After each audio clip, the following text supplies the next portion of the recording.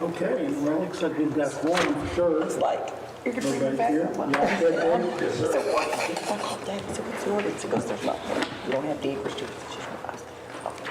Okay, good evening. We, the Planning and Zoning Commission, call this meeting to order at 6:02 p.m. on December 7th, 2021. Dave, are there any citizens with business not scheduled on the agenda who would like to speak at this time? There are not, sir. I've not had any comments from the public for the meeting. All right. So we'll proceed right on to the agenda. Item number 1 on the agenda is consideration and possible action regarding an approval of the September 7th, 2021 and October 5th, 2021 regular meeting minutes.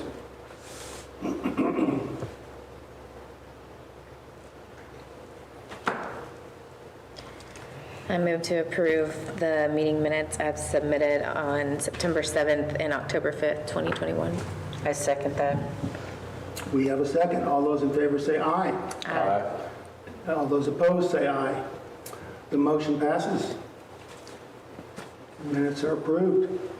On to item number 2, consideration and possible action regarding election of officers. Members of the commission, you may recall at last year's appointment of officers, the following meeting, we appoint new officers again. You know, for the purposes of the Planning and Zoning Commission, we really need 2 primary office holders. We need the chair and the vice chair, which gives us a person and an alternate to run the meeting. We don't have to wonder. Certainly, any of you could step in the absence of the 2, but it's nice to have a plan. And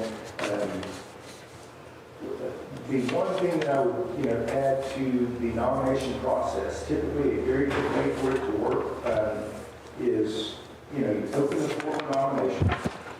Nominations are provided, and then you take a vote. You close nominations, and you take a vote on each nominee. Sometimes we don't see that reflected in practice, but what it does is the idea is to provide an even playing for nominees, and then a discussion of them, and not a race out of the gate to see who can nominate someone first, or then you end up, so if you nominate someone and then vote on them, what you've done is, you've effectively closed nominations then. So I digress. Well, thank you for Be that fair in the explanation. nominating process, and please allow time for everyone who wants. If you guys are interested in appointing other officers, certainly you can. It wouldn't change any of your functions or duties if someone is appointed as secretary. We'll still keep the minutes on our side and do things like that, so you guys don't have to. And with that, I'll turn it back over to you. Well, I guess I'll say, is there any discussion, any thoughts that anybody has on that? I do just want, so I'm vice chair and I'm fine and comfortable in that role. I am expecting baby number 3 in March, and so I don't know my reliability. I mean, I'm dedicated obviously to serving on this commission, but in terms of making every meeting, I don't know if that's possible. So I just want to put that out there, let you guys know that. Congratulations. Thanks. Thanks. Yeah, so she'll be coming like first week of March, so I know that meeting is kind of out of the question at this point, so. That's good news. Yeah. Yeah, and I think that's why we have, at least 2 positions, so that at least one of us is going to usually be here. We appreciate your background and what you've done thus far. But if you're feeling like you'd rather not, or I just don't know how you guys feel about that. Like if, Well, if Brittany is out for a while, can there be a temporary? Sure, but, I'd run it by the city attorney first, but I don't see, again, there's any, issue with that. Our city code just requires that we appoint regular officers to serve in these capacities, but certainly an interim basis would be. That way, if the chairperson isn't here and Brittany isn't here, then we're sucked. Well, we would still, as long as the other 3 of you are here, we've got a quorum, And then any of you could lead that meeting. Okay. You know, you wouldn't, Okay. you would never get into a spot where you said, man, because so-and-so's not here, we can't. Okay, so it's- okay. Somebody can, Okay, I got you. Yeah. is able to Okay. step in. What is the date of the next election, or Well, so it's not, we get nominations, when is? so y'all's terms run from October 1st to September 30th. So October 1st, the 2 or 3 of you who were not reappointed this year, I think it'd be the 2 of you who were not reappointed, who weren't on the slate this year, would go to city council for reappointment in October. But in terms of the election of officers here, this is just entirely within, this body here. Y'all will do that tonight, and it won't affect anything in terms of, any appointments or anything. Well, that's good to know. We have options if for some reason that was to happen. My situation, as you all know, I've got time. I think I've missed 5 years to 2 meetings in 5 years, once for vacation, once for flu. But I mean, and I'm not trying to blow my own horn. I'm just saying, because of the fact I've got the time and don't have that situation, I feel like I can be here, regular. But it is good to know any of us could take on that role as chairman. It's really just we're all familiar with it now, so. So with that, I recommend you open the floor for nominations. Okay. Get a nominee for each. We'll want to elect them by motion. So when we get to a point where the nominations are closed, something like a motion to appoint so-and-so as chair and so-and-so as vice would be we get a second on that and vote on it, and that'd be a sufficient way to track the action. Okay, good. So we'll open the floor for nominations for chair and vice chair. I nominate Jeff for chair. Second. I nominate Bill Simpson for chair.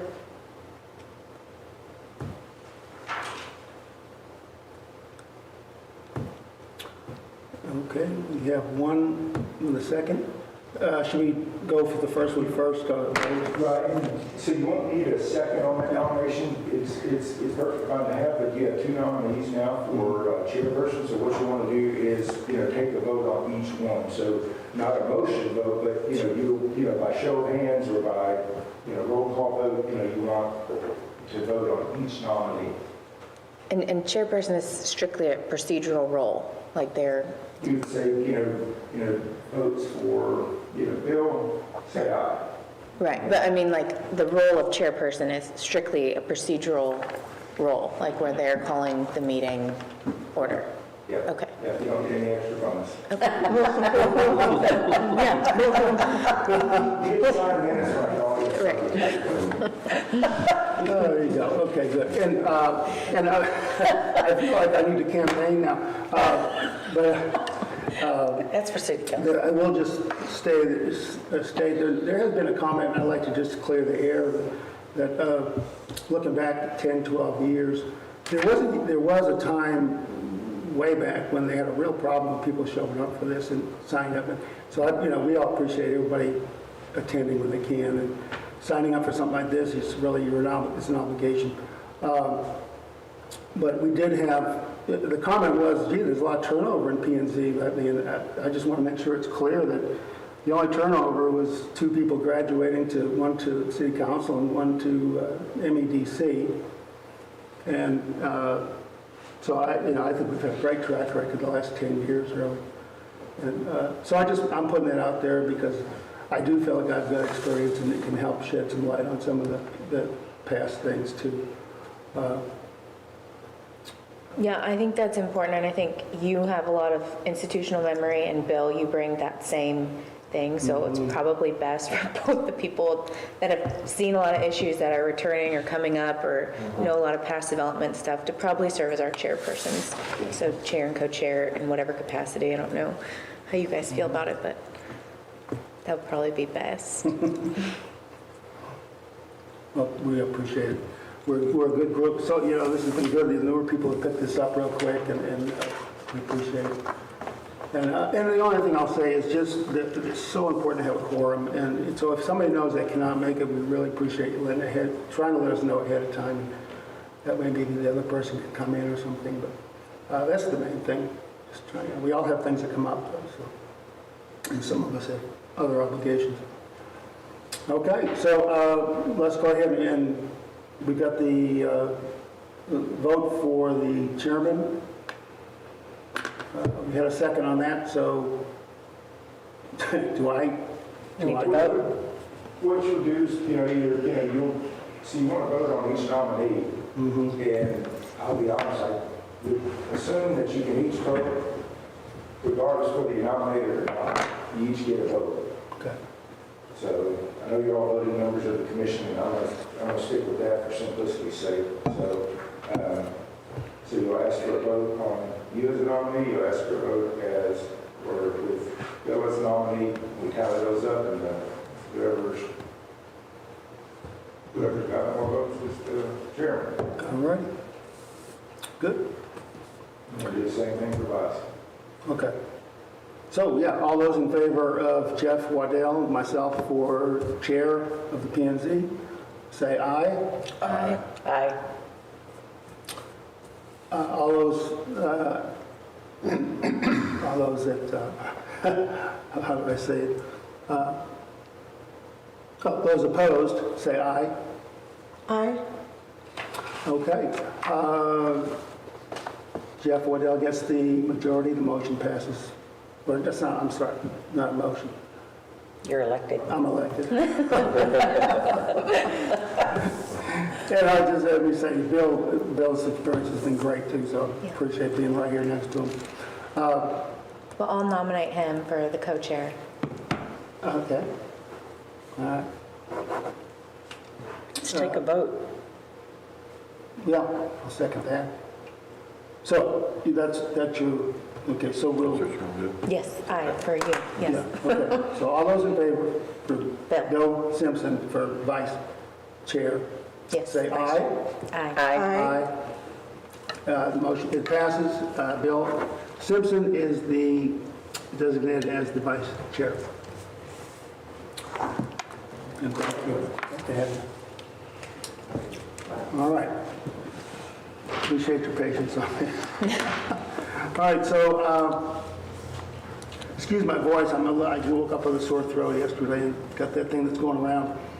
But no temperature, so that's good. Not that thing. Yeah. Okay, so item number 3 on the agenda, presentation of feasibility studies for Hills of Town Creek Section 5 and Porter Farms, single-family residential developments. Members of the commission, we have Ms. Catherine Booth here from WGA to give us just an overview of these two feasibility reports. And again, the purpose of these reports are done when a developer submits a development application. Oftentimes, the project, if it's not in an existing development, the engineers conduct a feasibility study, which, as you can see from what was in your packet, it talks about financial implications, drainage considerations, transportation, and a whole host of anything associated with the development. In the past, we've not brought these to the Planning and Zoning Commission, and we feel like it would be really good for you guys to see an overview and kind of start becoming familiar with projects as they're in the very early stages, so you're not seeing it for the first time when you see a preliminary plat, because, at the platting stage, the project has been going on for 18, 12 months, something like that in some cases.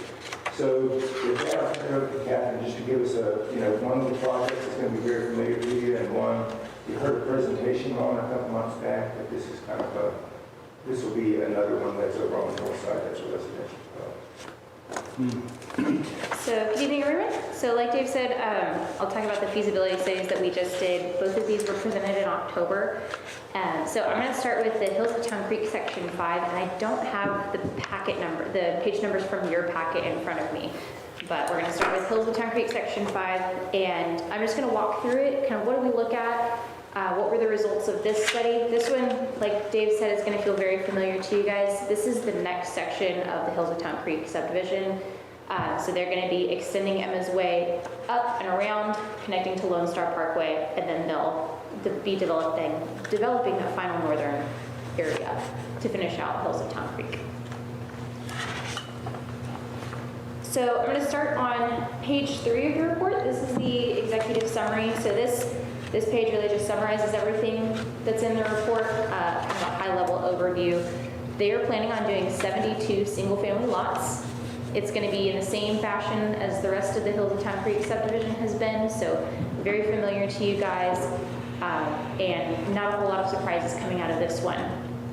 So one thing that I want to point out is the estimated annual tax revenue is $68,400, combining debt service and maintenance and operations once they're in full build out. As you guys know, they're in the city limits, so no annexation is needed, but they are currently zoned as commercial and will be rezoned to residential R1. So that is a later agenda item on your agenda to call that public hearing. A couple of the other things that we look at regarding lot sizes and compliance with the city's codes, things like that. Their first site plan that they send us, we get a preliminary site plan whenever we look at this. We don't expect it to be anything final, but it at least gives us a really good starting place of what are you guys up against? What are you looking at here? So they're, similar to the rest of the Hills sections, they're looking at 50-foot lots, 100-foot depth. So it makes for smaller lots, but right in line with the rest of the neighborhood. So it'll fit in, but those are some things that they are looking at. And I've been talking with Dave about when to bring those to you guys, if they need to come to y'all or if they go to the Board of Adjustments. So we'll be keeping on working on that. Are they as a consistent size as the other ones? Is that what you're telling us? They are. So they're not smaller, they're not larger, they're in line with everyone else's. Exactly. So sections 2, 3, and 4 had 50-foot lots, 100-foot depth, small lots, going for that start. And they're all consistent. That's right. They're all going to look consistent. Nothing is really going to look different from section 5. They're not going to be bigger. They're not going to be smaller. Right in line with everything else that's already there. And to go along with that, are they 10-foot lot lines as opposed to 0? They won't be doing 0, but typically whenever developers request a 50-foot lot width, they also request to go down to a 5-foot side yard setback. Okay, so 10-foot total. 10-foot total. Yeah. 5 feet on either side of the lot line. But again, they requested that for the other sections as well, so I would not be surprised if that one comes up for this section additionally. On page 5 of our report, we really start to get into kind of the meat and potatoes of the utility system. So we start with water production, and we look at what are they projecting to use in the system, how will the system be able to handle that given what we currently have, given what we know is coming, and do we need to start thinking about improvements to the system. So we've looked at this. The city currently can handle this development from a capacity standpoint. We're working on a water plant number 3 improvements project. So if you've driven out by the water plant on Pleas Morgan, you've probably seen a lot of work out there. So once that project is completed, then we'll have the capacity for this development as well. One thing that is being considered that I don't remember if it was mentioned explicitly in here is water plant number 4. That property is right next to the Hills of Town Creek Section 5 area. So it's right as you continue along Emma's Way, the portion that doesn't exist yet. But water plant 4 will eventually go there and will provide additional capacity and pressure to the west side of town. So we also talk about, where are they going to need to put their utilities. So this one then directs you to an exhibit closer to the back of the report, which is going to be this colorful map. And so we kind of give the developer an idea of where should you be putting your water and sewer lines? Where is it going to work to connect to the existing system? And kind of looking long-term for the city, what do we need? How can we work together to get something that works for both parties from the water system side? So they'll be constructing a 12-inch water line along Emma's Way, and then another one north through the property to get to Lone Star Parkway. Excuse me, there's a few points I'm going to probably try to hit as you're on them. So Sure. just backing up slightly on the water plant number 4. How do you best suggest to handle when it's that close to the residential area? Is there typically a pretty good-sized wall or something to divide the water plant number 4 from the lots? Are you talking from like a visual standpoint, Yeah, sound it gets standpoint? pretty, from a visual standpoint. There's an orange dotted line on our map, and I wasn't sure if that shows like a boundary. If the lots come right up close to that future water plant number 4, Right, so typically, as far as a visual barrier, it's a fence. Typically, 6-foot privacy fence that goes in between the property lines and the water plant. There can be, what I have typically seen is one on the residential lot side and then a second fence on the water plant side. That way, in case the resident wants to work on their fence, the water plant is still secured. and this is a well kind of thing, not so much of it's not a treatment plant. That's correct. This is a water production plant. Right. So it'd be a well and some storage tanks and likely an elevated storage tank out here. Exactly. But if there was quite a bit of height involved, possibly they might look at the fences a certain height to Right, and so once we're in design of the plant itself, that's something that we look at is how close are we to residents, how close are we to any kind of schools or commercial. That's something that all gets considered in design, and if a fence becomes 8 feet instead of 6 feet, that's when that decision is made at that point. But it's certainly not uncommon to have a plant close to residential. I know it's kind of uncommon for the city. Water plant number 2 it does back up to some residences. Yes. But yeah, it's all something that gets considered. Good. And one more thing, just I think where you were going with, as far as the 2 thoroughfare, on the thoroughfare plan, there's 2 major roads. Now, on our map, we've got the red dotted lines. I think you're looking at it. They're listed as being city and county. I guess at some point it gets confirmed who is responsible and who's allowing what to be done with those major thoroughfares. Right, so the thoroughfare plan was developed as a city plan, anything within the city limits, and then it was sent to the county, where the county adopted it and included it in the county's major thoroughfare plan. So it's the same plan for both entities. As far as who constructs the roads, so the road that goes right here, that is the future Emma's Way. It'll kind of get realigned to follow its final path. The dotted lines that you see here, they're estimations, but ultimately once things go into design is when we do the final alignment where things are going to go. The red dotted line that goes east to west, the one that kind of curves through the development, almost kind of randomly looking, we are talking with the county to determine if that thoroughfare is ever even going to happen. It doesn't look like it's going to happen. From the city's standpoint, we don't see it as imminent, as really much of a need. We've got some other plans that we're working on for that road to not even need to happen. So we included it in here because it is part of the thoroughfare plan, but that's not a guarantee that if it does happen, this will be exactly where it ends up, things like that. So this Emma's Way is on the north end. It doesn't indicate what happens down south on that particular drawing you're referring to, but Emma's Way is going to exit out on to Lone Star Parkway as well. That's correct. So Emma's Way will start where it currently is and then curve around to the west and connect to Lone Star Parkway. Whereabouts will it come out? Right On the at south end of it. Right at the end of the On the subdivision. south end, it currently connects to 105. That's the north end. At the south Oh, end, the south end. Cut off. The south end is the existing Emma's Way right across from the high school. Yep. And then it'll keep on going up and around and extend, okay. and then connect to Lone Star Got it. Parkway. Yes. Have you guys started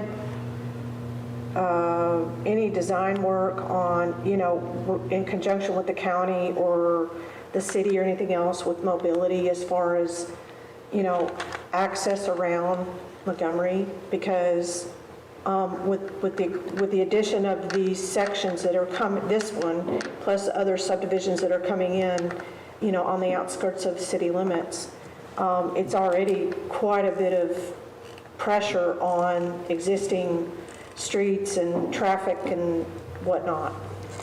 Yes, so that is something that we've looked at. So as every single development comes into the city, when we do one of these feasibility studies, we look at the Thoroughfare Plan. So that's something that we've been looking at for as long as I've been with the city, so about 4 years. What's the timeline for a loop finished around Montgomery on the south side? On the south side, it's hard to say. It's really developer driven.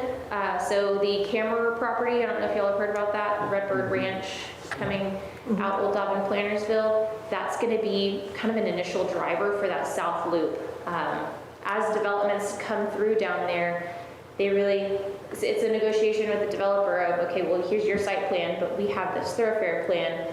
Can we make room for each other? So that Camera is really kind of setting the stage for where the south loop is going to go and when it's going to go. As far as funding coming from the city, so that's something that the city is starting to look at, alternate sources. Are we going to partner with maybe HGAC? Are we going to look at maybe partnering with TxDOT? It's something that we're frequently looking at because we're certainly not blind to the traffic that's increasing in the city of Montgomery. And so we're looking for ways that, is it signal warrant analyses that the city just did, 2 of, one on Buffalo Springs and 1097, and then another at Buffalo Springs and 105. We're looking at signals. Do we need to relook at timing? Any kind of road widening projects that need to be done? So we're definitely trying to stay on top of it because we know that there's more and more people coming into the city. We want to make sure we have room for them. Yeah. And also, people, coming in and out of this subdivision, with the pressure that's coming on Lone Star Parkway, there's, I presume there's children that are going to be stopping, and getting on and off buses, or, turning left into, or, right out of the subdivision with traffic because of all the people trying to get around Montgomery. So I see a lot already. When I sit at a stop sign on Lone Star Parkway at 2 o'clock in the afternoon, and it's backed up for a mile, right now on a weekday, so that's not really, quote, rush hour, so I was just, it motivates me to ask that question here on record tonight. Definitely. And while right now a signal isn't planned for Emma's Way and Lone Star Parkway, that's something that if the developers start seeing issues, if they want the city to look at that in the future, that might be a conversation that we have later on, but it's not something that's been had right now. Okay. And to go back just a little bit on the lot sizes, I think for all of us to keep perspective, and Bill, the history on this, things have changed over the years. 50-foot lots now are pretty common, but I do want to make sure we understand that, and Dave, you might want to check me on this. These areas are the ones that were designated as, I think we called it high density, which allows it to go under the 75-foot. Well, it's a developer agreement. The future land use plan that Jeff mentioned there, that is mentioned there, that is, again, it's an unadopted plan, but it shows our best, effort at what do zoning classifications need to be in, looking into the future. And so again, it's not an official document that we say, well, we're only zoning this to be this because it's on a land use plan, but we're looking for consistency when these projects come in, where the development pattern is a little tighter. Still, single-family residential, just a little tighter than the typical, development 75-foot lots in terms of frontage, not 1,000 square foot. So there is consistency there with at least what the city has been anticipating in this area out there. Yeah, and that's why I mentioned that, just for all of us to look at the big picture, because the ultimate end goal is to have a mix. And there was a time when we were getting a lot of that 50-foot stuff, but it's important to know that we do a mix. I mean, personally, I would have rather seen 85-foot lots. We on this one we did over recently on the Town Creek Crossing, but they came back with they did come back and redid some things. So we have to always keep in mind that and I had one more question for Catherine. Was it Levi Love that did this phase 5 for the architecture of it? It was Jonathan White, but still with L Squared. Oh, okay. Because if he was here, The one thing I noticed, and maybe you can kind of just give us a little perspective, on this section 5, there are no cul-de-sacs, there's no dead-end cul-de-sacs, and that's the only concern I had was traffic flow volume, because I don't know what the formulas are that they use, but there is only one way in, one way out, and that's fine. It usually works with that number, but with no dead-end cul-de-sacs, the people that live down near the entry are going to get a lot of traffic because everybody that's coming in is coming in one way. And I just found it kind of interesting that that's the one difference between, and I don't have all the phase 1 and 2 and 3, phase 1 and 2 in front of me, but I think they all had dead-end cul-de-sacs. So I guess I'm just mentioning that because it looks like it, even though we're still within the 50-foot, I guess they're trying to put more in there.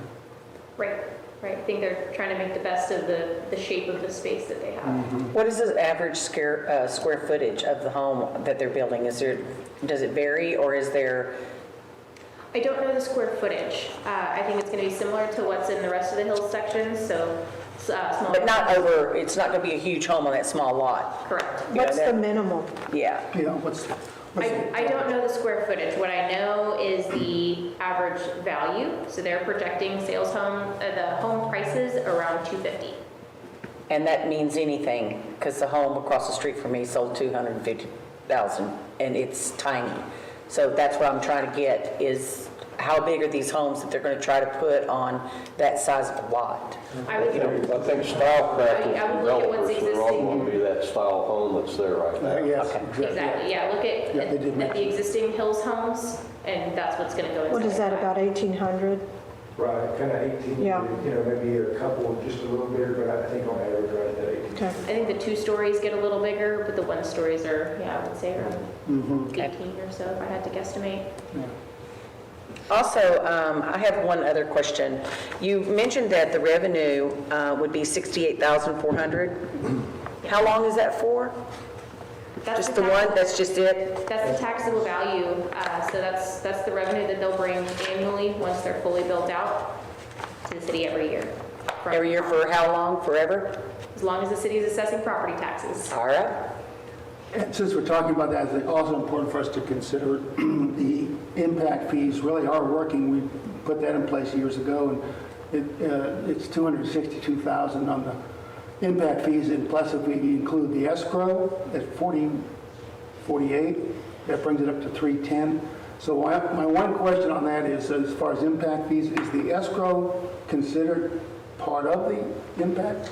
It should be a separate animal, but just alongside, they both serve a purpose in the development process, but those impact fees are identified for specific projects.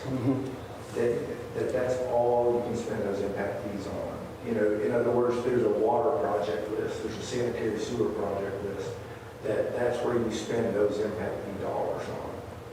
So Okay. that's essentially buying into the system, so the folks who are living here now don't pay for future residents later. Everybody buys into the system, so Okay. we all get equal use of it.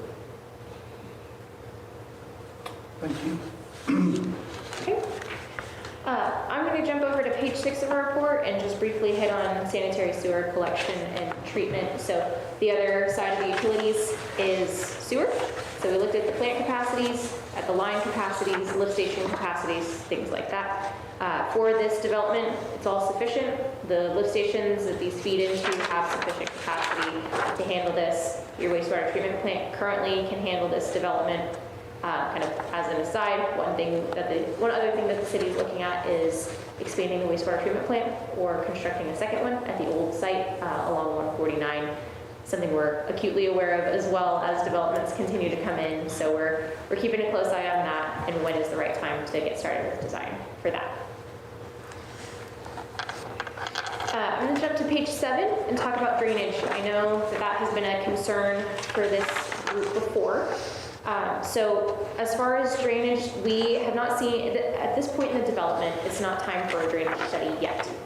The drainage study happens when they are getting ready to submit plans to us.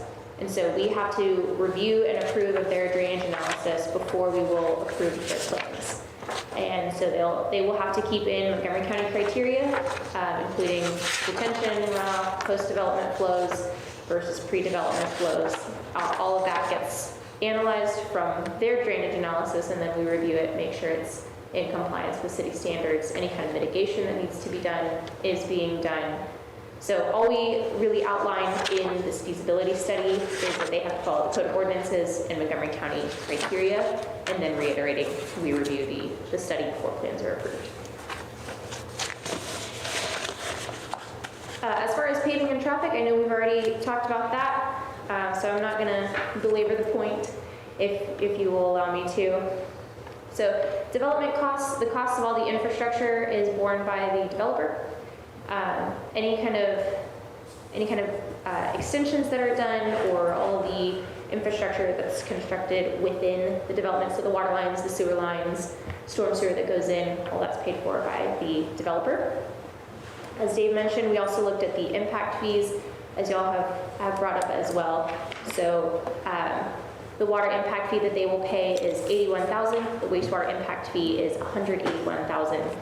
So the way the impact fees work, just as a reminder, they are assessed at the time of platting, but then they are due at the time of connection.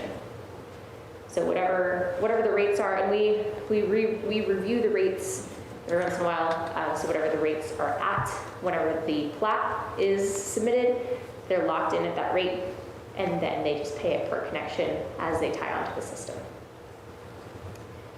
And then the last little section is financial feasibility. As I mentioned, the home prices, the developer has said it will be about $250,000. Again, looking at what's already existing out there. Not a whole lot different from that. And then what's behind that, so we looked at the exhibit. We have the preliminary site plan that we get from the developer. And then we also, the next 3 pages of the large table are the projections that we keep updated currently for the city. So this looks at what does the city already have versus the usage for each user in the city, what is coming, the timing of what's coming, so it helps us to plan for when do we need to look at facility upgrades, things like that. This is the tool that we use when we're looking at lift station sizing, water plant sizing, wastewater treatment plants, things like that. So we wanted you to have a copy in front of you. The version that you see goes out to 2025. We're currently updating these to 2050 to give us a very long-term idea of what's going to come in the city to help us plan for the future. On the redesign of the existing, treatment center that's out of commission, when you guys get ready to bring that back online in your design, what's your timeline for your design parameters? Is it a 50-year timeline? Is it a 25-year design timeline in terms of figuring capacity, since your chart you're working on, out to 2050? Are you designing the sewer plant in terms of capacity to 2050? I mean, what are you basing it on? Yes and no. So Okay. we don't want to build something that's going to be out of capacity in 5 to 10 years. Exactly. It wouldn't make financial sense. On the flip side, you don't want to over-construct and then have so much extra capacity that you're paying for in chemicals and electricity and permit fees. You don't want to overdo it. Well, there's a limited space there anyway, so that's Exactly. gonna So- stop that, but. So before we get started, we'll do a full wastewater treatment plant analysis, kind of find the happy medium of not outgrowing it too quickly, but we don't want to move into a 12-bedroom home when it's just 2 people. If you catch my drift. So we don't want to oversize, we don't want to undersize. So I would say probably the 20-year timeline Okay. is what we try to look at. And then from there, if we need to plan for additional improvements beyond that, we can plan ahead for them. We can design plants such that if you need to add an additional facility onto that same site, it's easy. We've kind of thought about it in advance. So Thank you. So that is the Hills of Town Creek Section 5 study. So the last page before I move on is just a summary of where the 48,000 comes from for the escrow account. So what all goes into this is the developer pays for our time for plan review fees, reviewing the drainage analysis. They paid for this feasibility study to be done. They pay for our time out in the field inspecting utilities as they're constructed, since the city will take over ownership of them. All of that is funded by the developer. It goes into this escrow account. They also pay for administration fees for any kind of time to bring it here, or rezoning requests, or things like that that need to be done on the administrative side, and city attorney fees, anything that needs to come in there. So they make a deposit, lump sum up front, and then once the development is completely finished, the funds are returned back to the developer. Any other questions for Hills Section 5? Thank you. The next one that we did is the Porter Farms feasibility study. So I wanted to start with Hills Section 5 because it'll feel a little bit more familiar. Kind of the meat and potatoes of this is going to feel very similar to Hills Section 5, but the development isn't going to be as familiar itself. So going over to page 3. So this development is on the north end of town. If you take Liberty and go straight north, just north of 1097, there's a property on the east side of 149. That's where this is going to be. So it's about 26 acres. They are proposing, so when we did this feasibility study, they were proposing about 98 single-family homes. We met with the developer, last week, and they are now down to 90. They've done some redesign, trying to make the lots slightly larger, a little bit longer, trying to make the math work a little bit better. So they're now down to 90. When we did this feasibility study, it was based on 98. So not a large change from what's shown in here. Other things on the executive summary, the water impact fees are $110,400. Wastewater impact fees are $246,300. And then they're expected to bring in $83,800 for their taxable revenue annually. I know that there are some other costs included on this executive summary. I'll get to those in just a moment. As I mentioned, so of the 26 acres, 4.3 is located in the city's ETJ. So that area will need to be annexed and then zoned as R1 residential. The rest of the property that's already in the city limits is already zoned as R1. So no zoning issues there. As far as the lot sizes, they are looking at 50-foot lots in here. They were looking at 100-foot at 100-foot depth lots. They're now saying that their minimum lot depth will be 130. But they are looking at 50-foot lots as well. Whenever this first came to you, the proposal was for smaller, affordable, kind of a starter style home. So that's what they're sticking with in their land plan as well. So staying consistent with what they originally brought to the city. Like I said, they're now down to 90, 50 by 130s, and their average home price is $260,000. So you said they bumped the depth of the lots up to 130 Correct. from what is in the report right now? Correct. From 100. Pardon? From 100. So the original site plan that they sent us is what we basically study off of. They've since revised it 1 or 2 times. The latest one that we talked about with them, we haven't seen it, but what they told us was 50 by 130s. So is this going to be the pattern moving forward, is to be out of compliance with the city's 75-foot minimum requirement? I mean, that's what I'm seeing is, this pattern now, that it's okay to just blow off what the city's requirement is and, move forward. Is that?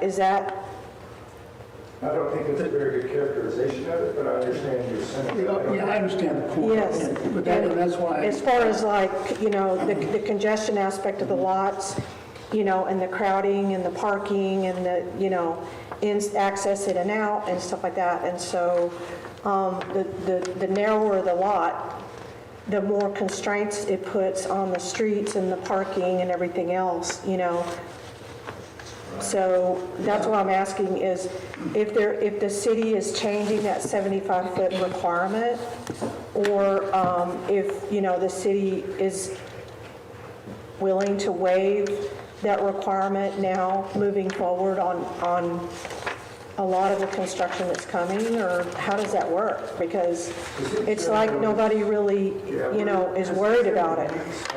Because cities have to recognize that they're not market makers. Right. We serve. So we do have to be very cognizant that when our regulations start to drive market, prices, because that's been, kind of back probably 7 or 8 years ago before the city really had any, smaller lot sizes. That was the critique that was leveled at the city was, you're pricing out everyone who wants to live here, and you're making yourself more exclusive by requiring more dirt. Right? And so, but right now, currently, and one of the things that the city's tried to do that I think I have wanted to champion for the city, I won't say the city's tried to do it, that I've wanted to champion, is we do need more than one single-family zone. So you can imagine, like with the single-family residential district that we have right now, everything we paint with single-family, we paint with the exact same brush. And most cities don't. That's, again, kind of in a more simplistic way, R1 single family and all the requirements are the same. But again, it's back to that unadopted land use plan that starts to recognize, hey, there's higher density residential and lower. To your point, to make a good one on the congestion, that those guys have to balance. Some of the numbers that we crunch on the administration side back to so the overall totals that assess value and things like that, when you look at the density of development, it means a whole lot to your total assessed value. In other words, if you get those 85-foot lots, often it's the 50-foot lots who are subsidizing them in tax money, because that 85-foot lot doesn't pay for the 85 feet of sewer line, water line, and street in front of it.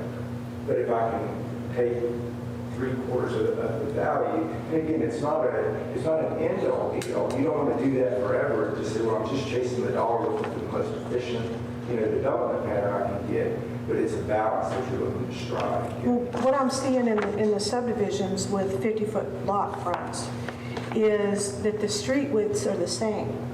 And you have more and more cars parked out in front of these homes, and they're trying not to set their houses far back to save on concrete costs on driveways and whatnot. So you have more pressure on the streets.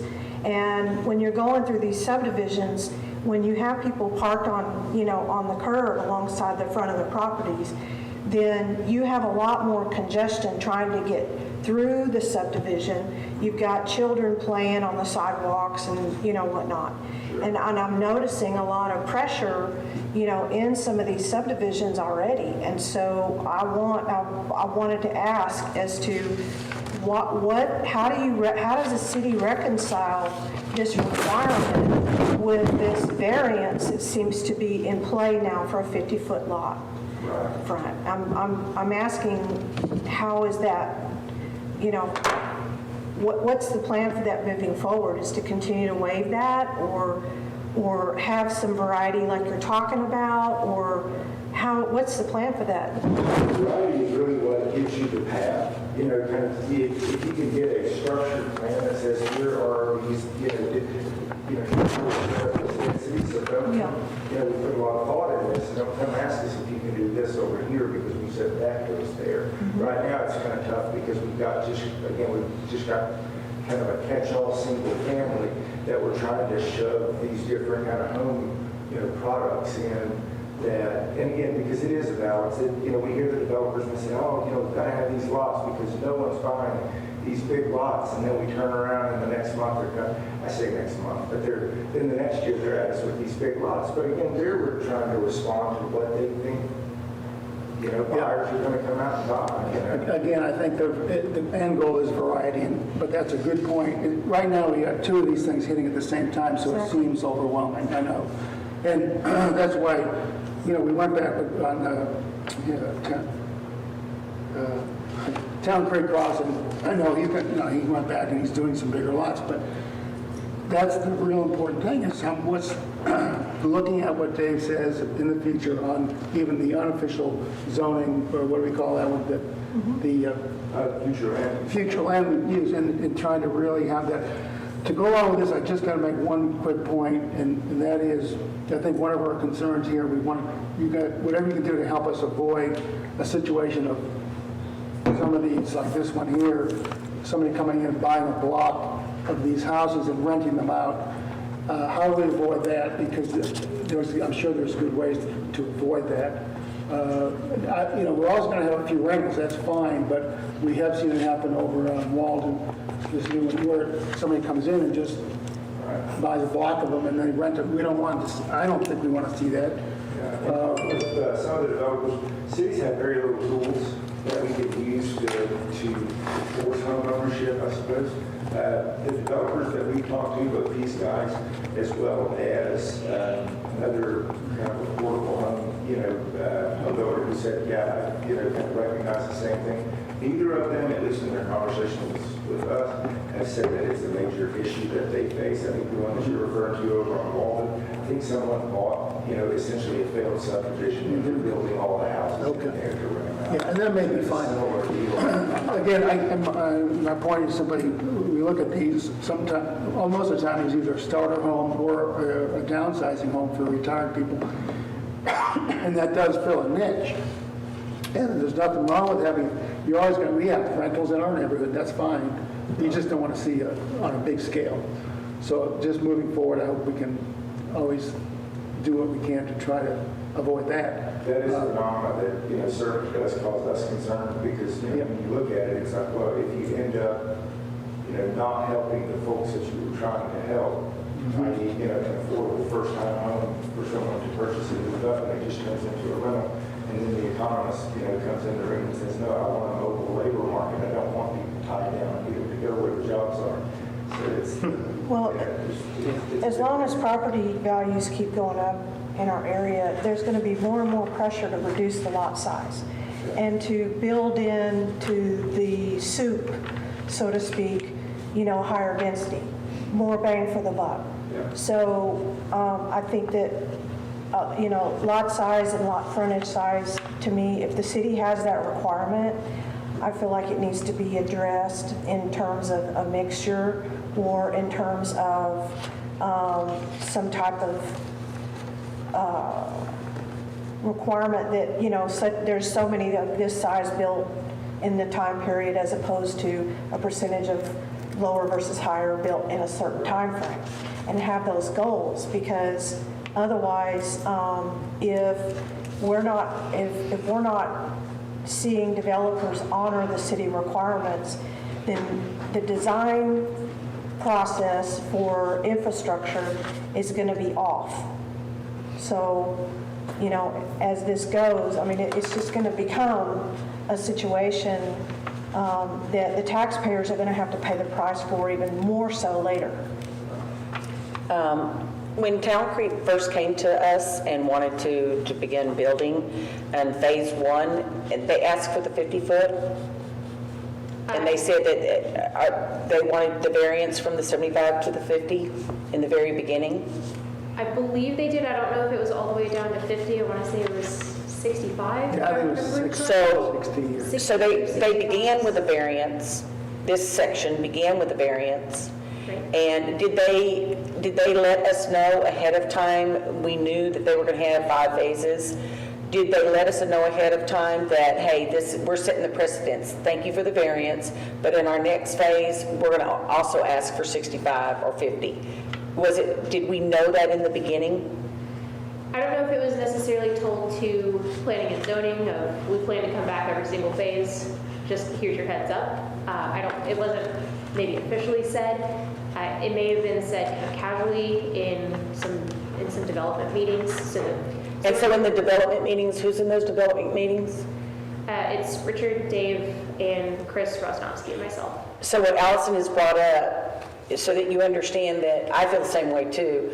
I don't know how many other commissioners feel that way, but in the future, when we go to discuss development into our city, the concerns of the residents and for the commission, have been stated tonight, that we don't want to set the precedence that it's 50, from 75 to 50 in the variance. We do want a variety. We want availability for any class of income where they can purchase a home and live. But to set up 5 phases and boom, all that land that they're doing, you know, hey, we did the variance for the whole 5 phases. I just wanted to make that statement so that next time you're sitting there and it's not brought to our attention, but it's brought in passing, you know, the developer's going to do what's best for the developer to make them money. I mean, that's just, hopefully that's capitalism. But my next question was, you said that they changed it from 100 foot to 130 feet depth in this phase, is that correct? That's correct. So this development itself will not be phased. They're going to do it all in one go. Okay, so, and then you said that what we have in this paperwork is not written, you're just verbally telling us this. So my question is, when will the final paperwork be presented for our consideration with 0 changes that are going to come back to us? So that's usually when you see the final plat. Okay, So when you're in the feasibility stage, the land plan that they send us is the best one that they have at the time. Every single development that I've seen, I haven't seen one stick to the exact land plan that was in the feasibility study. As long as there are no dramatic changes, you know, we're not going from 50 1-acre lots now to 100 half-acre lots. That's a dramatic change that would cause for us to look at it again.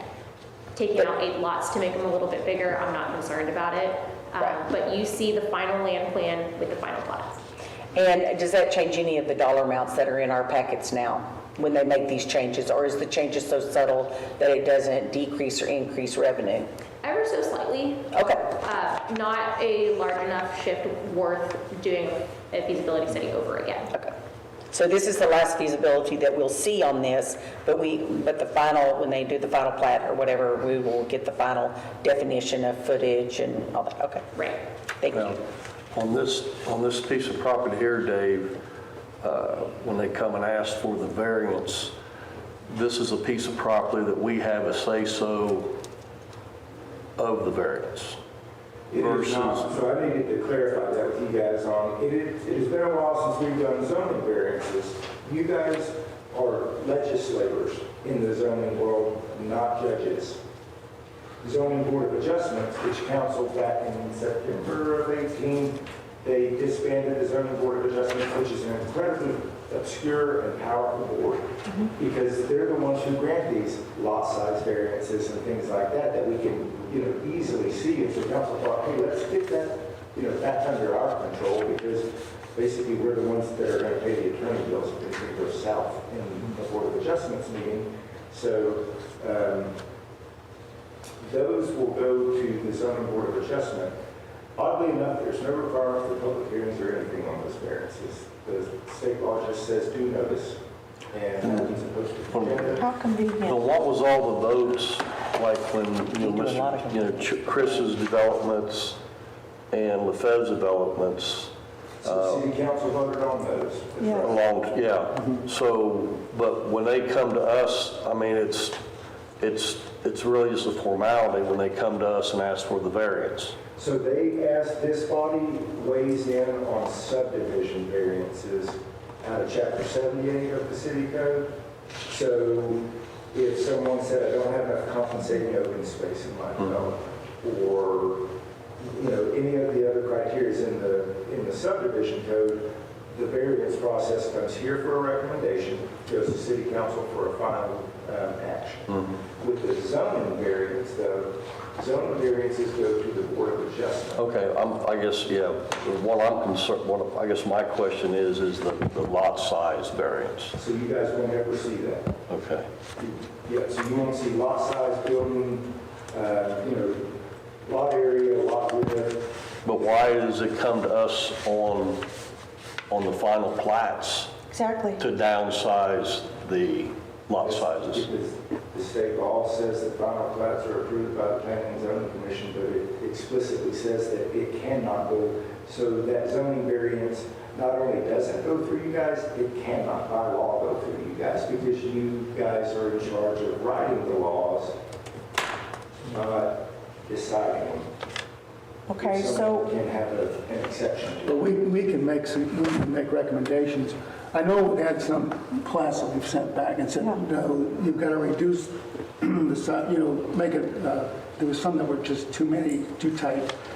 So my point is, everything you're saying, is true, but we got to remember, sometimes we reminded the developers that sometimes it's in their best interest to make some of these changes because it becomes more marketable.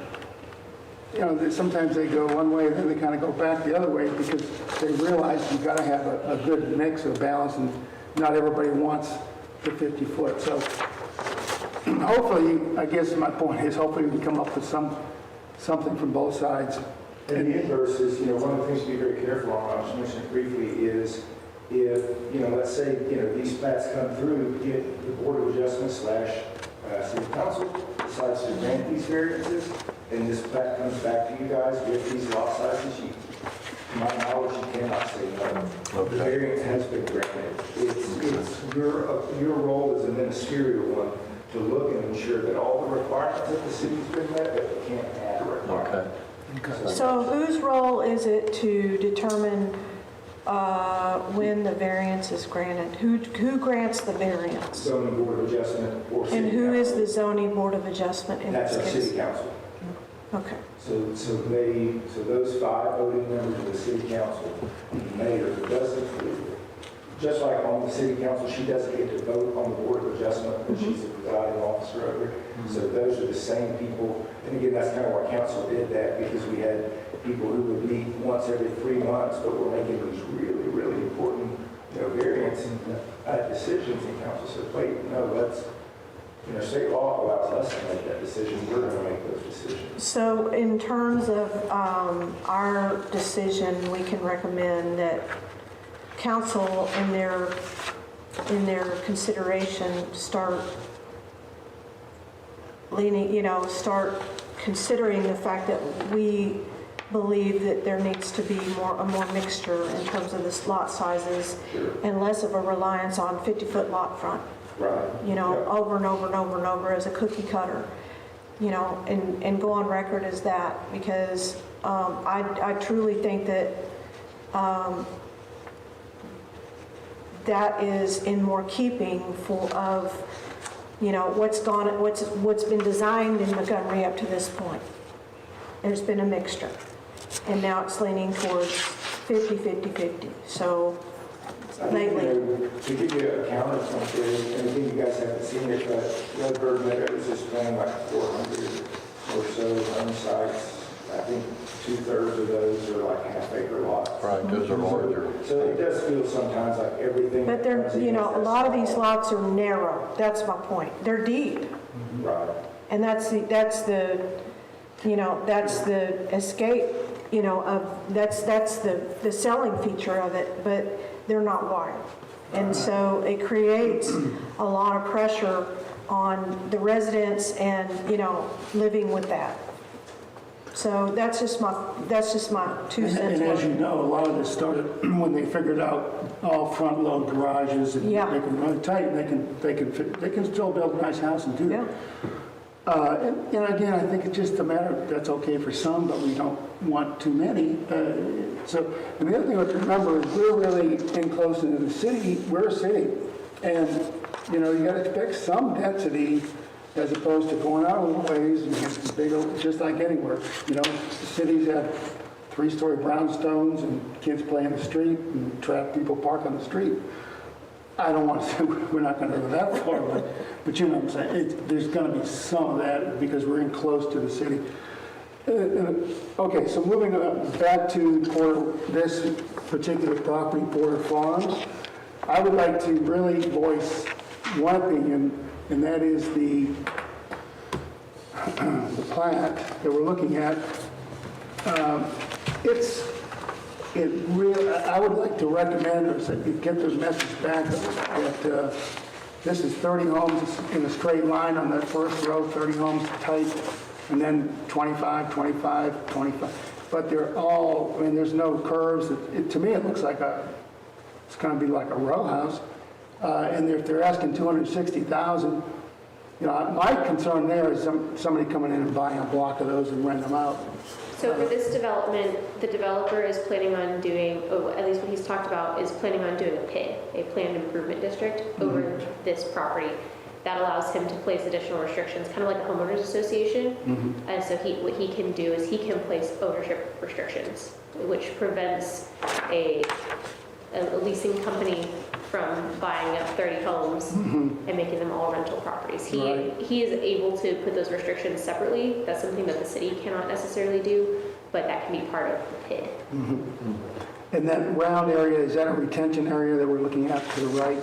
It is. That's their proposed retention pond, but again, I want to reiterate, this is not their final land plan. I've seen another one.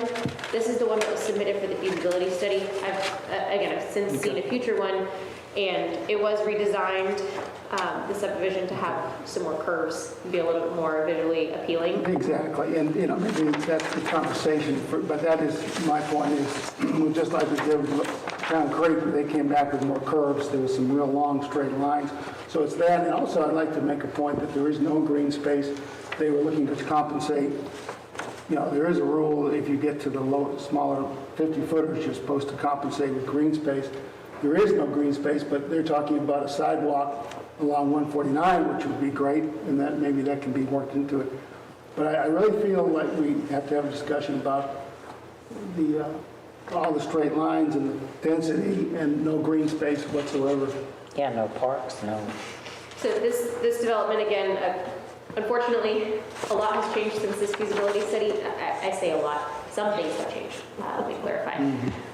They are now adding in, since they're able to do fewer, longer lots, they're also adding in some compensating green space. So they have now met that requirement when originally they were not planning to. But that, again, that's something that we look at once we see the preliminary plat, definitely when we see the final plat, which will come back to you as well. And that's the final land plan. What you see in here is very early.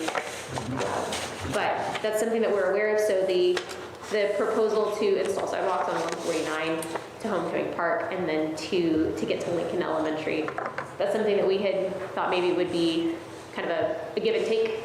Okay, if you're not going to have compensating green space, then let's create a safe path to school, kind of a thing. That's something that we're going to continue in conversations with the developer. I still think that would be a great benefit to the city for them to install, or at least maybe a partnership, something like that. But that part that's not leaving conversations with this developer. Right, okay. And I know there's been some talk about grant money for sidewalks, and I don't know where we're at on that. But the end goal for sidewalks is a good one. And there may be some grant money for that. Great. Not to get off subject. Thank you. Of course. If I may, I'm going to move on to the water system. This is going to be very similar to Hills 3. No major plant improvements have to be done for this subdivision specifically, but again, we're currently doing the water plant 3 improvements project and looking at that water plant 4 site. There's an existing 6-inch water line that goes on 149. So the 6-inch eventually connects to a 12-inch at 1097. We're recommending that they upsize that 6-inch to a 12 to handle this development and to plan for anything future that may come. We don't feel like 6-inch would be sufficient to serve the development and to get adequate pressures out there. So that's why we're suggesting that they upsize it to a 12 at their expense. Going on to sanitary sewer collection and treatment. So this one is a little bit different than Hills Section 5. So they'll be extending an 8-inch public sanitary sewer line south, crossing 1097 and then connecting to some existing 12-inch lines. The part that's different for this is this development will cause lift station 10 to exceed its capacity. Since they're the ones that are triggering it, they will be paying for upsizing lift station 10 to have adequate capacity. What about any effects downstream from that lift station? We looked at all of the downstream lift stations, the downstream lines. This is the only one that had capacity issues. Okay. So we evaluated it all the way from the development to the plant.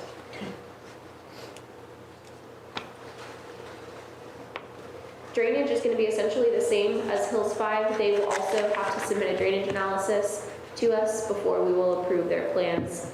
But again, that's not part of this stage yet, but the drainage analysis has to follow city's code of ordinances, Montgomery County's criteria, and then we will review and approve it before their plans are approved.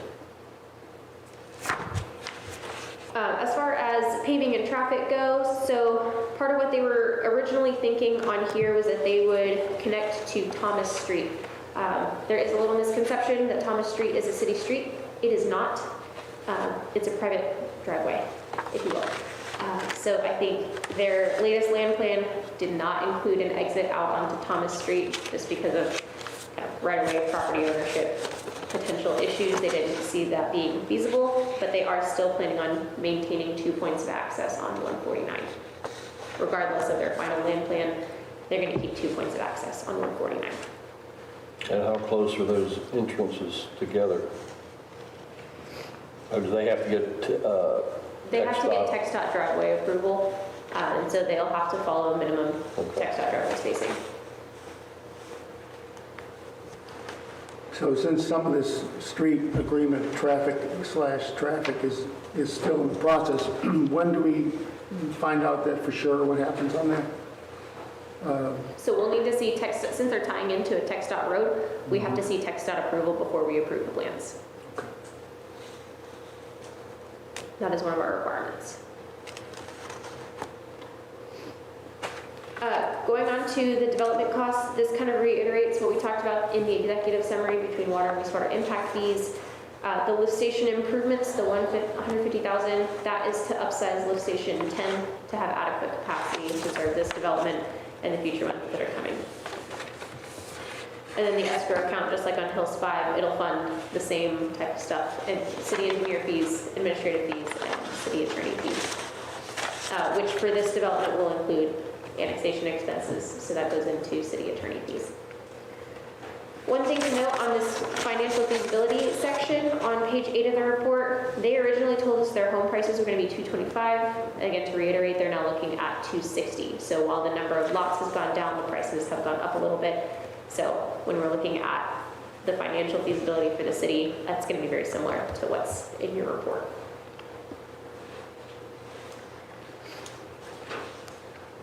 And that is all that I have for Porter Farms development. Do you have any other questions? I'm happy to answer them.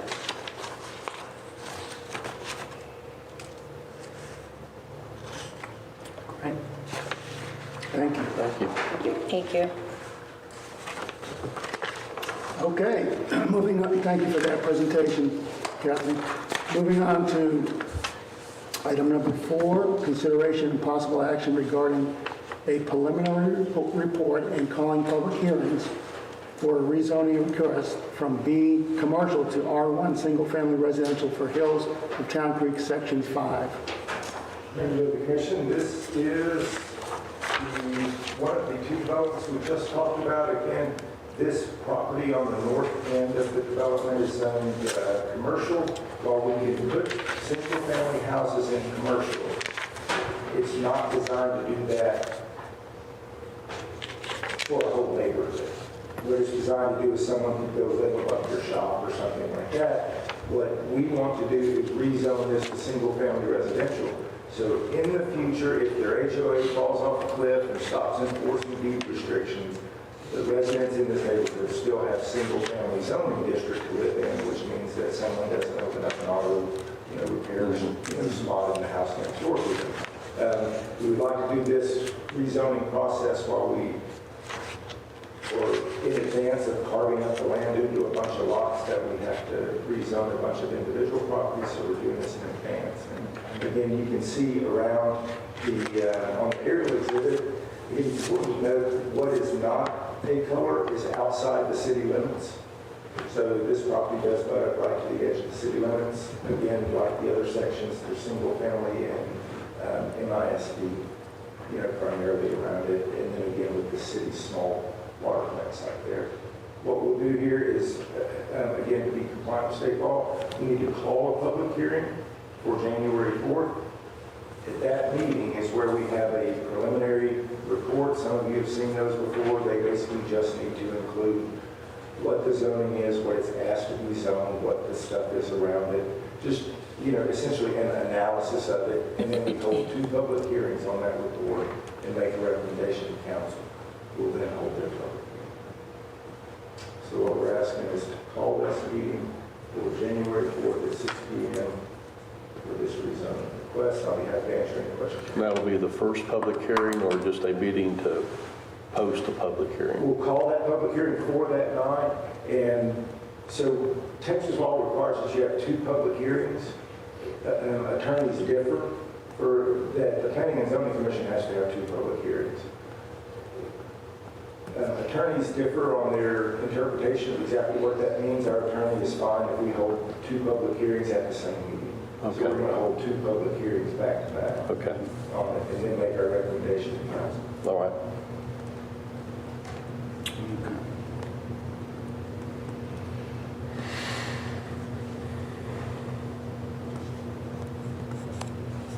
So the only action tonight is just, we just need a motion on it. To call the public hearing. Hearing for the rezoning request for Hills 5 to be held on January 4th. I'll make a motion to hold a meeting for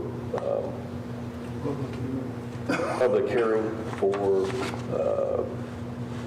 I'm on the wrong one. I'm on the Hills of Town Creek, going from B commercial to R1 single family. Meeting set for January 4th, 22, For section 5. section 5. Second. You have a second? All those in favor say aye. Aye. Aye. Those opposed, say aye. The motion passes.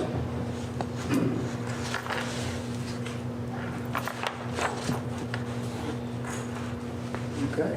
Moving on to item number 5, consideration of possible action regarding a preliminary report and calling public hearings for rezoning requests from R1 single family excuse me, residential to B commercial for 14855 North Liberty Street, Montgomery, Texas. Now, the commission, the similar request here, except for one other, where we're going from single family residential, and the request is to go to B commercial. You're probably familiar with this property, right at the bottom of the hill on the west side of the road, just in front of the city sewer plant site. The Eastleys bought this house within the past year or 2. I think just in the past few months, they're doing some water and clear on it. So they're asking to rezone to commercial. You haven't answered any questions or thoughts you have.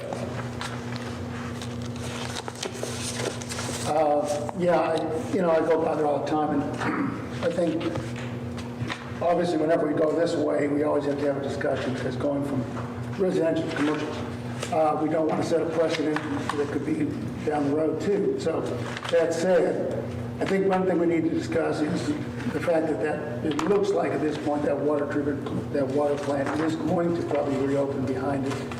And in my mind, the way it butts up right against it, and there's really just to the north, there's the propane place across the street. There are residents across the street, Buffalo Springs, that back up to that, but there's quite a buffer. The church is the only thing that's not residential. I believe that's Right, institutional. Everything else on the other side of the road is and should stay residential. So I guess the only concern really is we got to be sure. Alan said if this passes eventually, not to set a precedent that we do this all the way up the road. But I think because of the location, there is no other residence close by, and it butts up to the water plant, which looks like it's going to be used as a water plant. And so I just wanted to give that perspective. Is the land up the hill going with that house? Just a little bit of it, not all. You can see so everything that they cleared, there's some woods that are just up the hill there. That's a separate tract. But what they have cleared is And they want it to be commercial? That's right, they want to rezone it to commercial. Do we have any idea what they're going to be doing? But I guess it's put it on the market. You mean to sell for commercial use, so the home that they rebuilt and tore apart and rebuilt will be turned to something commercial? Is that what, Yeah, they put new windows in that home, but they stripped out the whole interior? You know, I know they did a lot of work on it. Yeah. You know, it could be that they're looking just down the road. I know. You can live in. 'Cause it's low, too. commercial land. Right, I know Arnett's got a business, and I think at one time he was talking about moving his business into that home. yeah. Is the city, because I've been driving by that piece of property for quite some time. It's low, they get stuck. Yes, they've cleared it. Yes, it looks amazing. Yes, the house looks 1,000,000 times better than it did. But to turn it to commercial, that means traffic, right? People coming and going, maybe possibly pouring cement. We had the issue with what we were going to do with the church across the street, and, you know, we kept it the way it was. You know, we're not going to, you know, make it neat. It's having a variance as well. But when we turn this to commercial, if that's what happens, you know, then who sets the, does the commercial have to fall within the perimeters of what the other businesses in Montgomery do, like pavement? Criteria, the piece that would give him, you know, again, I don't suspect that anyone's going to build a house on the lot next door to him, but the one thing that as a commercial zone, when you abut a residential zone, you got to do some more buffering and stuff there, so it's not like you've got a commercial business next door to you where you can, you know, you've got a little more elbow room to do things. But he wants the whole property commercial. Right, typically that's the way you've got to retail a property, is just the entire, you know, the entire parcel. And what was that, about an acre?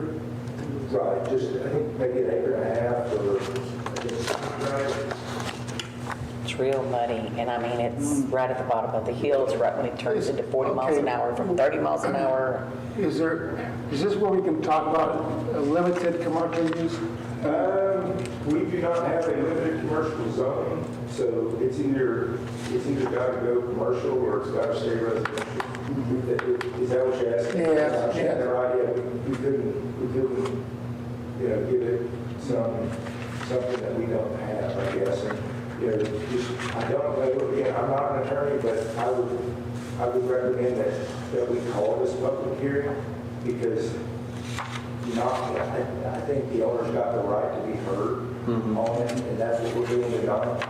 So, you know, same thing with the neighbors, they have a right to be heard. Right, you know, those neighbors are going to get notified as part of this process, so what I would, you know, recommend we do is, you know, we call it, and we not be the ones to stop it, but, you know, your recommendation now needs to be exactly what you think when you send it to city council, right? You know, we want it to be, you know, because we'll hold our two public hearings, we'll make our recommendation, and that'll go to city council, and that's what you want to say, hey, here's what we think. So, What day could we do, what day could we do that? What day could we have a public hearing? We can do it also? yeah, we'll do it on that same day, which is our regular January meeting. And you'll send out the notification to the possible persons involved, the neighbors before and You guys after? call that, and next week after city council calls it, when they call it, basically I just send one letter for both of you, for city council and planning and zoning, to tell you when, or tell you. So, I think there's about 600 that are around this in the city's one. So where Arnett has stopped the clearing, that to the drive that goes back to the plant, is that city property? It is not. The tax roll says Mount Sinai Baptist Church. Arnett said he was going to ask, and he's pretty sure that that was not the case, that Mount Sinai Baptist Church wasn't sure they owned the land. And I don't know where the story went from there, but just because Arnett was asking if the city knew anything about, you know, who owned the land or something like that, go out and go to the appraisal district. It looks like the church owns it, but When we do have a public hearing on this, will we be seeing a plat or exactly? Nope. you just see the boundary and you see the notification map that people Okay. within the 200 feet that were notified that, you know, to ask for a rezoning, they don't have to give us a, you know, kind of a site plan or anything. And of course, as always, we have to remember, they could change it years down the road. If it's commercial, it could be anything. That's, No matter what they say now. I know, I'm glad to hear you say that the letter, we will contact, that private land across the street that still could be residential one day. Right. Does this fall within any of the historical district boundaries? This was not. It's just outside of it, right? Landmark or anything, you know, the China Chapel just up the street was Yeah. designated as a landmark, but this one was not. Okay. And there's lots from Buffalo Springs that look across. There's quite a distance there, but they do look across them there.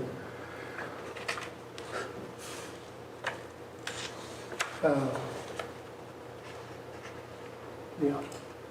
Any idea what kind of commercial business will be there?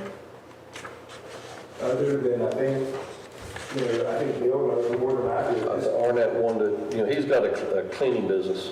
Yeah, I'm familiar with Arnett's business, but I mean, is that what, Yes. okay, I think, you know, they're running everything out of the house now. yeah. And I think he's wanting to just turn that into his offices. Just wondering, That's is my- it cleaning with big equipment or cleaning just, Pardon? is it a cleaning with big equipment or No, cleaning no, it's houses? inside commercial buildings. buildings. Okay. Yeah. Could you do a special use where it was just, you know, for that business? Leave it residential, do a special use? I'm sure he could go that route. I didn't ask him about that. I can't tell him he can't turn into rezoning that, but I guess my it's- guess is that probably doesn't make financial sense for him, to be candid with you. I move we add this to the public hearing date of January 4th. A second. We have a motion, we have a second. All those in favor say aye. Aye. Aye. Any opposed? No, the motion passes. And that'll be our two public hearings, correct? People total but 2 for each, and they'll both be on the 4th. Okay. Run back to back.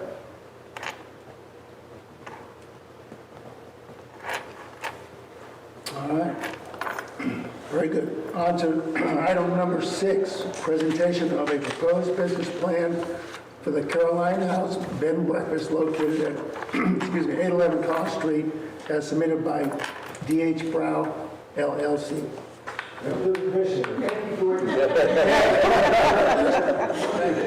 Without further ado, That took a long time. This should have been put up first. Yeah. This was really good. Yeah. This was really good. So thank you for putting this on the agenda. This is D.H. Brow. And the initials, D.H. Brow, are the initials of my 6 grandchildren and her 6 grandchildren. So I'm Craig Ivy. This is Danielle. Jamie, my wife. Michelle, our neighbor and good friend. So this was very interesting, and thank you for allowing us to sit in and observe.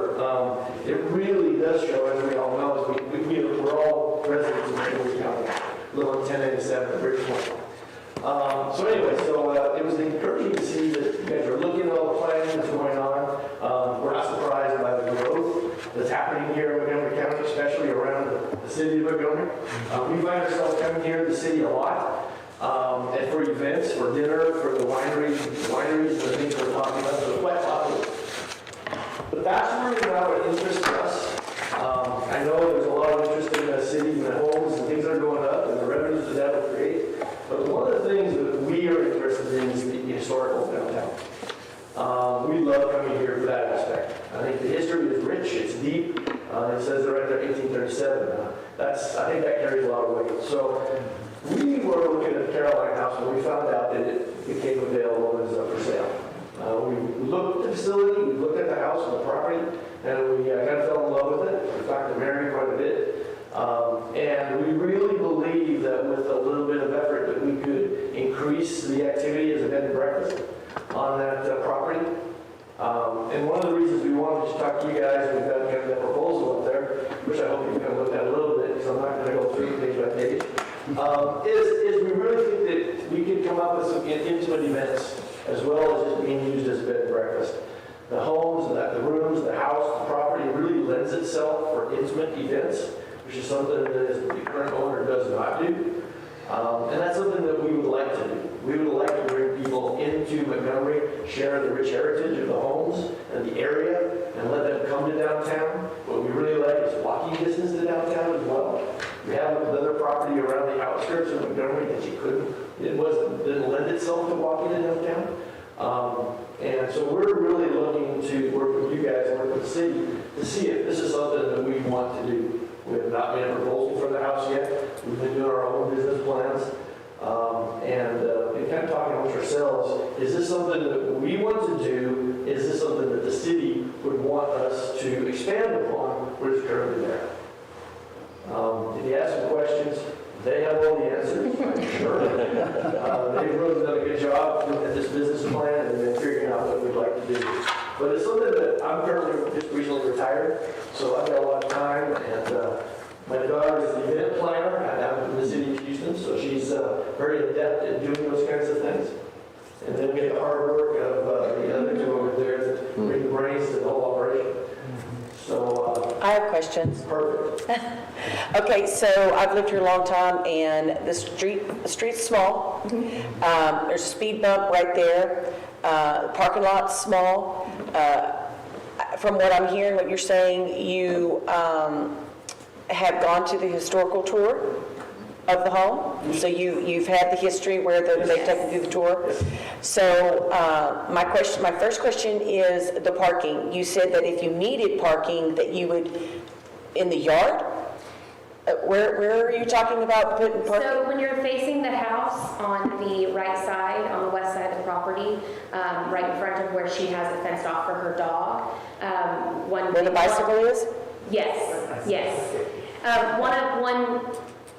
One thought that we'd like to propose is actually we would still leave the fence there, but put a gate in it and kind of move that into put a little driveway over there and have some parking there. But like I said, we would keep the gate so it wouldn't be an open parking lot. It wouldn't, obstruct the aesthetics of the view, your curb appeal. But it would lend to when, if we were allowed to have an event, have a special use permit, we would be able to open that up for our event cars. And you said the capacity was what? For the events? Yes. So with my experience of events, just by looking at it, max would be 100. That wouldn't be our goal for everyone, but we would have to have a fire marshal out there to give us the exact number. But looking at from past events I've done, we could do an outside event for 100 people. So you're talking weddings, birthdays, bar Small mitzvahs? weddings. Yeah, showers, bridal showers. Okay. Yeah, Tea small room. event. Yeah, luncheons. Nothing. Big. Would you serve food and you'd have to get your TACB or whatever? So for the food and beverage, we would do outside, have them bring in catering, and then TABC, we would have to get our license to have it, but we would also bring in the someone to serve it. We'd bring in a TABC certified server that would actually serve it, as well as a paid security if they have. And would you keep the historical tour? Yes, very much. The history is one of the things that we love about it, so definitely. Okay, are you modifying any of it? Any of the homes? The one part that we would modify is, for me, so in the guest house, I don't know if you're familiar with like the inside of it, she right now has storage that has like a loft area and it's indoor storage. We would convert that into a loft, 1-bedroom apartment for me to live on site. So I could live over there, and we'd put a small little fence over there for my dog. And that would open up the room in the main house that she currently uses that we'd be able to rent out as an additional room. Okay, and so what would you use for storage at that point? So Additional buildings? my car, so what we propose to do is to pull my car, put like a driveway edge to where I would pull up on that west side along, park right there. And then the garage that is not the playroom, game room, would be storage. Using the garage that turned into the storage, maximize that space. So how many beds do you have to rent? How many bedrooms? It would be, including hers, I believe it's 8. And you would stay on site at all times? I would, yes. So when you get married and have children, are you going to enlarge that room? Well, if that were to ever happen, which we're not on the track for it to happen, these two would be able to move in, because right now it would be me and then. But Dave, what type of permit would this need? Special use permit. So, that's right. So the bed and breakfast right now has to have a special use permit in the city, which MSF Park does, have a special use permit for it. So what this would be, the process for this would, The existing special use permit, one, is for the current owners, so we need to change the name, but two, it sounds like while similar events were generally planned under the original bed and breakfast sale, tea, event or something like this sounds a little more, like we just want to make sure it's all paper up, and we don't have any gray area. Hey, here's the types of things that they're talking about, so everybody would be eyes wide open. My feeling is I'm all, for somebody opening up a business or continuous business. But we're in a neighborhood, very narrow streets, Lots of traffic. lots of traffic. If you have an event that has 20 people, that's 20 more cars or 30 more cars. If you have an event that's 50 people, you have 75 cars. Consciously, I can't sit here and say that's a good idea for the people living up and down that street. Yeah, and that was actually a concern question. If we've looked at it, there's things that we have looked at, proximity to 105, it's a walk. There's a few people that would be potentially impacted by that. It's only on occasion. We have been looking at other places that actually shuttle people in, which is something that they do for some other larger events as well. Did you ask the church? Church and the property behind the fence. We share the fence with that building that's on 105. So those are options that we've also explored. Which would be ideal. We would explore those before putting in the parking lot. There's a The piece of parking lot property is- too on 105. Have you contacted any of the neighbors up and down the street on what your plans are? No, we wanted to start with you guys before we interrupted them. See if it was even possible. And I know you've already been aware of that, but Bill, that's exactly right. That I watched it today, and I know that's something, the parking is your one issue. If you can somehow work it. Couple thoughts I had. As you got the area of the picket fence, the second, we went out to see cars up at the first section. The second section is right beside the house on the right. It looks like you get maybe 18 cars in there, but maybe if there was a way to come around the other side between the garage and the house and have some parking in the back, but then you'd have to do something with fencing. Right. Now we're putting a parking lot. But then you put parking. Yes. In a residential Yeah. area. That's the problem. And again. And we've fought that before. Right. Here we're going to get into it again. Yeah, so you're right, and I think that's where you might have to really limit it on size. The only other thought I had was, on these events, if you've got 100 people, is that an average of 3 people per car? Or? Yeah, you do 2 to 3 people per car Yeah, with still your a lot. average. So I know Miss Mary has said that she has done, if people have the larger events, they'll pay for valet, and it'll be like the church or at the park. And so that could be one thing, like maybe if, say we do an outside event where, we're permitted to do an outside event for 100 people, we would tell our guests that if it's over 40 people, they have to pay for valet. And that's part of the package if they want to do that kind of thing. And so that's something that, you can. And ideally, from my view, would be to partner with the building behind us, because that doesn't bring any cars into the neighborhood, onto residential, does that. But we, until we know if we can even move forward with it, we didn't want to interrupt them. Who's building? Wouldn't we need to know Cheater's that? building? Yeah. Wouldn't we need to know that before we approved wouldn't we need to know that before we approved a special use permit, really? I mean, that there's agreement with, a neighboring property or whatever. Definitely, but we just wanted to see if you would even entertain. Of course, there's no action tonight. This is just, Right. but this is a good time for us to Ourselves up here in front of you guys. What I'm saying is that you're here for feedback. Yes. Right. So, and really and truly, we want to see that you prosper in your business venture, but we want to see a balance with the neighbors in their homes and, with access through the city, because that is right now in the holidays is a perfect example. That area is really important as far as, the locals moving around in town and whatnot, and you guys being able to do what you need to do. So, as far as how to construct your plan or whatever, that's going to be, for me, that's going to be a potential deal breaker or a deal maker for me personally. But My concern is, and anytime if you've ever listened when they come up here, my issue is the view. When you drive down that street, personally, I don't want to see your car parked to the right of that house. No offense. Oh, mine would be in the back, you wouldn't see it. Yes, yeah, but then you take away property that kids or somebody want to run around and play in. But I was going to speak to you, Dave. You know, we have a lot of events downtown, and there's other areas where people have made money, fundraising or whatever you want to call it, parking cars in used to be baseball fields and used to be fields. Is that something the city runs, or is that something that people that are trying to make a business, they can use? I mean, Right, so the city, unless we own it, we don't own it.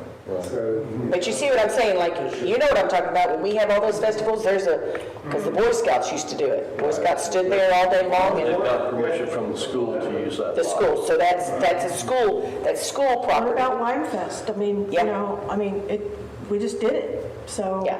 right. I mean, those are options that are not on this Right. paper that we're talking to you about, and you've been in and out of the town. And, you know, I don't know if you've sought all the opportunities you can Right. for this presentation. I think it's great to bring another bed and breakfast into Montgomery.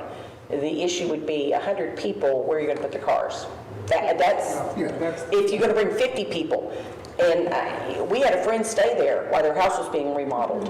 And every single one of their kids had a car, and it was 5 cars plus the lady that lived there, and it was 6 cars there in and out all the time. And I was like, man, that's very busy right there. And I'm just speaking from a person who sees, and I live here, and I see that traffic coming in and out of there. It's a great place, but that's my issue is, I would vote against parking in the front, just so you know. Okay, no, because, you no. know, I mean, the whole point is, the look of it is Yeah. so Yes. Hey, historic. Dave, Sir. what point does the Historical Preservation District get involved in the parking lot issue? It is Is that something that has to be brought See up? from the right of way, so that site plan would, you know, kind of, if they said, hey, guys, here's our existing buildings and we're adding a new parking lot over here, that would come to the P&Z like anything else for approval.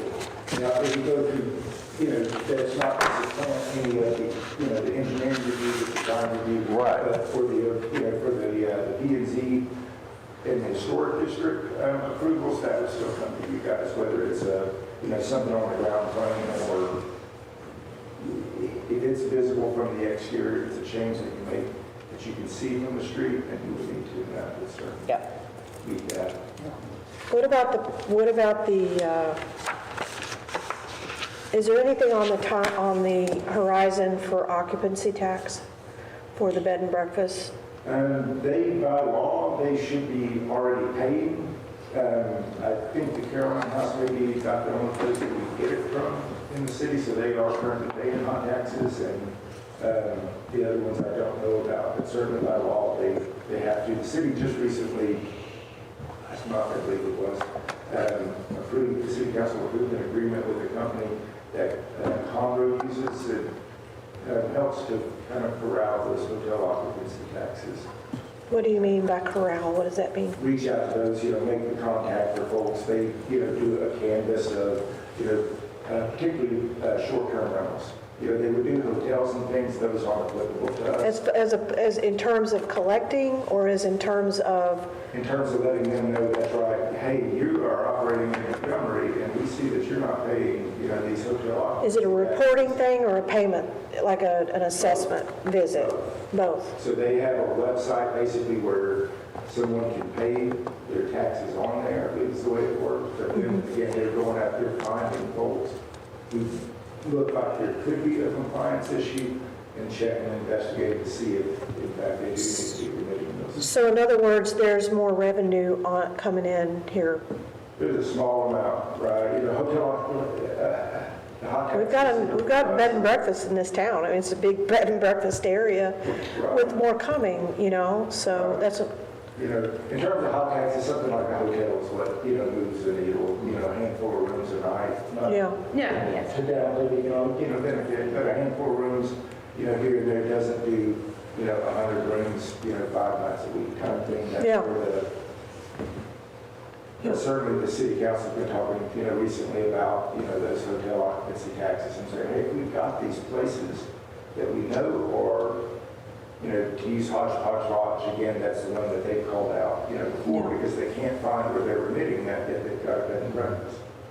Again, it's the one that I know that is remitting those is the Caroline House. Now, the only reason I know a lot of us are asking these questions, I remember back when they were proposing to build those homes across the park.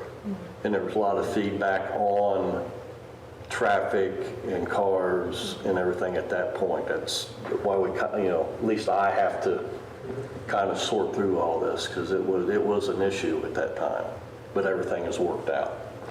What kind of hours and days of the week would the events be limited to, or what are you guys thinking in terms of? So we would that? offer all 7 days. The prices would be different depending on the day of the week. And then for time of operation, we would follow the city noise ordinance and respect that as well. So which I believe it's 10 o'clock is what I believe it is. Again, your way, Yeah. Now, when you all hold events like that, do you have security, or you have to get security? Anything over 50, or if there's alcohol being served, you would Okay. have for every 50, it's a security officer. I could see potential issues with congestion on Sunday mornings for a brunch, for a bridal shower or whatever with church in that same area. Yeah, so I guess congestion would be a concern. Understood. But if you can work out an agreement with the property behind you, I think that's ideal. So I think I can't speak for them, but I know like on my end, going and pursuing those people as contacts and seeing if that would work. We wanted to see if we'd even get passed for the special events, special use permit for events. So it's looking like you guys would be okay with that. So we feel safe that we can start contacting them and finding those routes. Yeah, I would get all the information you can. Okay. Come back and meet with us again. Okay, perfect. I don't know how long you have on you've made an offer on the, or you're, no, okay. We have as long as it is today, right? Okay. Yeah, the more information you can gather by, parking behind or whatnot, and bring that back to us out, a situation there, the more information you can bring back to us, the more, that way we can make a decision that it's not going to, for lack of better words, haunt us down the road. Definitely, definitely. Either one of us. Right, Yeah. right. It's such a great I problem. mean, you're going to have to be good neighbors along with the neighbors, so. Right. That's a good point. Yeah, I think if you just visualize yourself living there across the street, and gee, what would I want to see? Yes. And I think I can say we all are very impressed with your prep work on what you've done so far on the marketing. And I mean, it looks like you really want to do it right. So that, and you've mentioned the ordinances and that type of thing. So I think you're very aware of those issues. So yeah, I think we've really concluded here that the parking is the main. And the goal here, again, was just to kind of get us a general Yeah. direction. They're going to do the same thing as city council next Tuesday, again, just to know, hey, are we heading down a path that you guys are just a hard no on? And again, I think as someone mentioned, when we come to things like hours and things like that, just as a reminder, the special use permit, when it's at the council level, can have those conditions added and put in Right. places where they're able to say, well, noise ordinance says 10 o'clock, but you feel like Sunday at 9 p.m., and, that's where kind of the back and forth discussion happens. Well, and there's timeframes too on special use permits. So this family is entertaining the idea of making a significant investment. And so I hate to see them fall in a trap of detrimental reliance, of spending all the money and developing all of that, and then have a shorter time frame on their special use permit. So as far as, I think that as a business person and somebody that's in risk management that I am, I personally, if it were my investment, I would bring in the neighbors, and I would reach out before I put any money on it to, see if you have them buying in to your plan, because it's going to take the neighbors to be successful. So in a small town like this, the support it goes a long way. So. To that, in terms of the neighbors, a special use permit is a lot like your rezoning of property. Yeah. Because you're temporarily rezoning it, right? You're saying, as long as these conditions are met, you do this thing. So the letters that I was speaking of earlier, we're going to make those same neighbors out with a special use permit. So those neighbors, to the point of kind of getting ahead of those conversations, either they can meet you guys first, or they get a letter from the city that just shows that board letter that they put together that shows that control. And then you don't have a situation where when you hold your first event, everybody's surprised and everybody's upset and their phones are blowing up and we're blowing up their phones too, because it's a cart before the horse situation. So we want to hope that helps. Just all information you can get us, Yep. the better, so. Thank you very much. Very welcome.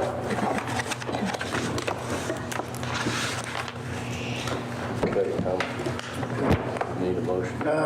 Yes, we need a motion. I make a motion, we adjourn. I have a question, I have a mission inquiry. Wait. Okay, Dave, this is for you. So, I guess it's taken me 2 years to kind of understand a little bit more of our role, but tonight maybe I had some clarity. I just want to run it by you to see if I'm on the right track. Okay, so our commission is essentially facilitating discussion of items that ultimately council is taking action on. And we're the feedback loop for council to provide input. We're not decision makers. Okay, got it. Okay. And one of the things that we heavily on you guys for is, our things like amendments to the zoning code, where you go in and say, hey, we want to talk about, I know that we do a lot of short-term up-down modes that seem like it's a sign in the historic district, but one of the other long-term things that zoning commissions do is, when you get ready to say, hey, let's wrestle with that 75-foot, lot width. Man, those are long conversations that are stretched out, and so those are the types of long things that you guys are normally involved in. And hopefully, if we can get a little bit of space on the calendar and start addressing some of that stuff. Well, we're willing to dig in on it. And that's the message I'm hearing tonight. All right. So. The whole time. An epiphany. City Hall,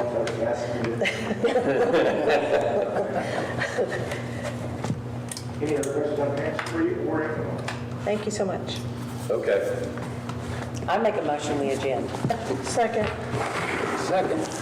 All those in favor, say aye. Aye. Thank you. guys. Yeah. So how, your kids are One just turned 3 and I have a 1-year-old. 1 and a 3? Yeah. Okay, all right. Yeah, and my 1-year-old will be 2 a week after this one's due, so. You're going to be busy.